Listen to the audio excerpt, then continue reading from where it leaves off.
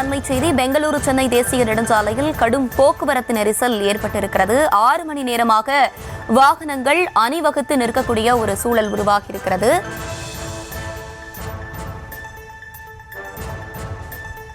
தொடர்ந்து விரிவான விவரங்களோடு இணைகிறார் செய்தியாளர் முரளி. வணக்கம், விவரங்களை வழங்கலாம். வணக்கம். வேலூர் மாவட்டம் பள்ளிக்கொண்டா அடுத்த வெட்டுவானம் பகுதியில அந்த பெங்களூர் சென்னை தேசிய நெடுஞ்சாலையில் அந்த 43 கோடி மதிப்புல மேம்பாலம் அமைக்கும் பணியானது கடந்த 6 மாதத்துக்கு மேலாக நடந்து வருகிறது.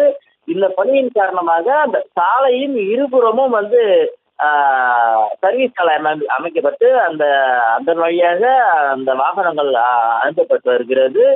இந்த நிலையில் நள்ளிரவு இந்த 12 மணி அளவில் அந்த சூளகிரியில் இருந்து சென்னை நோக்கி இந்த கிரனைட் கற்கள் ஏற்றிக்கொண்டு இந்த சென்ற லாரியானது இந்த சாலை பணிக்காக அமைக்கப்பட்ட அந்த வேக தடையின் மீது ஏறி இறங்கிய போது பழுதாகி அங்கேயே நின்றது.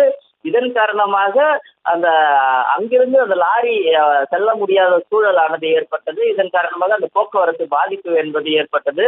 இதனால் சுமார் 6 மணி நேரத்திற்கு மேலாக வாகனங்களை, அதாவது வெட்டுவான பகுதியில் வாகனங்கள் 2 கிலோமீட்டர் தூரத்திற்கு இந்த போக்குவரத்து நெரிசலில் சிக்கிய நிலையில் உள்ளது. இதனால் இந்த பேருந்தில் பயணிப்பவர்கள் அதிக அளவில் தவித்து வருகிறார்கள். இந்த போக்குவரத்தை சீர் செய்வதற்கு அந்த போலீசார் சென்னையிலிருந்து இந்த பெங்களூர் செல்லும் வாகனங்களை 1 மணி நேரத்திற்கும், அதே போன்று பெங்களூரிலிருந்து சென்னை செல்லும் வாகனங்களை 1 மணி நேரத்திற்கும் மாற்றி அனுப்பி இந்த போக்குவரத்தை சீர் செய்யும் பணியை செய்து வருகிறார்கள்.